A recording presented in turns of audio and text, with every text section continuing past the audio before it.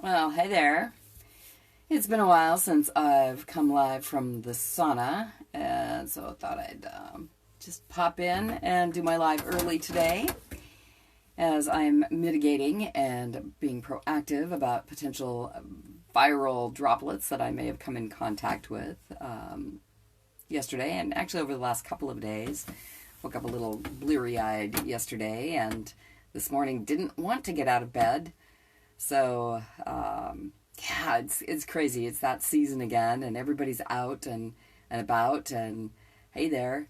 And hey, Michael. It's good to see you. You've been hanging out a lot here lately. So, all of those lovely, and I have all these different lights. This is like pretty cool up there. This, light therapy as well as the sauna in this amazing beastie that keeps me well. So I was doing some research about how contagious is a cough, because there was an individual at a gathering that I went to last night that said, I'm not touching anybody, I'm not giving anybody hugs, and I'm not going to stay because things are close quarters. I'm like, okay, that's cool. And then she's talking about how she's watched this cold move through her office. And it was like first the one person had it, and then 4 days later another person got it, and then 4 days later the other person got it. And I'm going, I'm curious how many people here in the room are going to have it in 4 days. I know it was kind of rude of me, but I was curious because according to BBC Focus magazine, which was the first result that Google gave me, that a cough can spread the droplets, the virus, bacteria, whatever you're coughing out, can spread up to 6 meters, which is 19.2 something feet. That's a long ways. That's like pretty much anybody in the room and the room next to the room we were in that could be, by a cough. And sometimes those coughs don't, you can't control. I mean, you get a cough that is brought on by a phlegm ball in your throat, and it's like you can't stop coughing because basically your body's trying to rid itself of something that's blocking the airway. And our airways are how we live. We get breath, so your body will have this reactive cough that it doesn't stop until the airway is clear.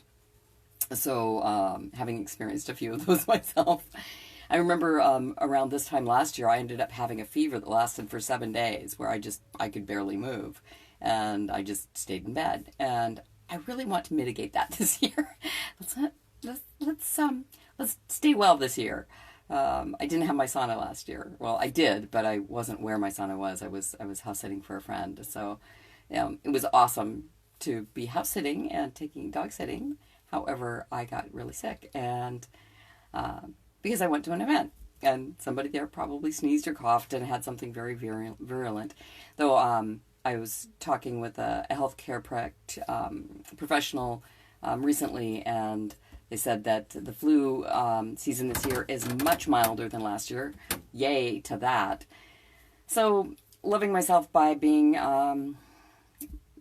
proactive, and lots of water, lots of vitamin C, good food, good rest. Like my body said, go back to bed this morning, and typically that just makes me groggy as I'll get out. But I chose to go back to sleep for another hour and don't feel quite so groggy. So that's actually a good sign that I needed it. And so what can you do? Obviously, we want people to cover their coughs. So if you have a cough, cover your cough. I know it's tough not to go to the events because there's so many of them, and we want to be part of things. And I am going to dance tonight. If I'm not feeling up to it, I will cancel if I feel like I'm contagious. And sometimes we don't even know if we are contagious because it's in the first couple of days of having symptoms. And so I probably, if you see me on the dance floor, I'll be keeping a wide berth around me. And if I feel a cough coming on, I will get the heck out. Hello, Audra. Oh, it's always so lovely to see you. Yeah, so basically talking about the season and loving the heart eyes, Audra. So how, what do we do? You know, do you become a hermit and just stay in? And it's just difficult to do that. And if your body is not in a weakened state, it can fight off most colds. So, and that was the interesting, this person said, you know, I never get sick. So it was interesting what might be going on with her, that she would actually get something that was going around. And last year, it had been a few years since I'd had anything over the holiday season. And there's some people that say, oh, every year I get a cold sore at this time of the year. And it's like, really, that's great programming. So every year you're telling your body to have a cold sore at this time of the year, instead of, you know, changing your language and maybe your eating habits, and, you know, because you can have a healthy mind as well as a healthy body, and they all work together. Emotions can be really triggering this time of year, and that's one reason why I do what I do on releasing relationship baggage. And so I'll ask you two a question since you're here, and I would love answers if you're willing to answer.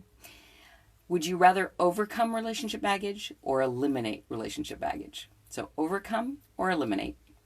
So that would be the first question. And the second question would be, would you rather expand your self-worth or optimize your self-love? So expand your self-worth or optimize your self-love. And would you rather elevate your energy or open to your full potential? And it's part of the thing that when I go out and talk with networking groups, that I think that I'm thinking about moving to eliminating relationship baggage, expanding your self-worth, and elevating your energy, because that is totally congruent with the talk that I'm doing, Baggage Begone.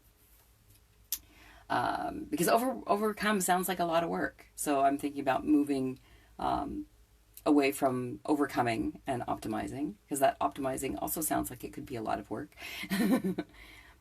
Me too. Oh, you guys sick a few weeks ago. Oh, if you're not being sick. Oh, eliminate, optimize, and open to full potential. Oh, okay. So you like the eliminating the baggage, but you like to optimize the self-love and open to your full potential. Okay. So looking at a combination. I'm looking at staying in, we call it in palette or alliteration.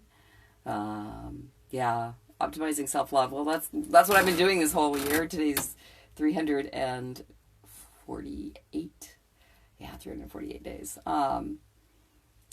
Yeah, I really like to open to full potential, and I'm going to continue to use that, but maybe in a different place. I guess it depends on who I'm talking to. So there's always that. And you have a lot of energy, so don't you, Audra? Cool. Alrighty, then I'm like dripping with sweat. This is good. We're sweating out any potential bugs.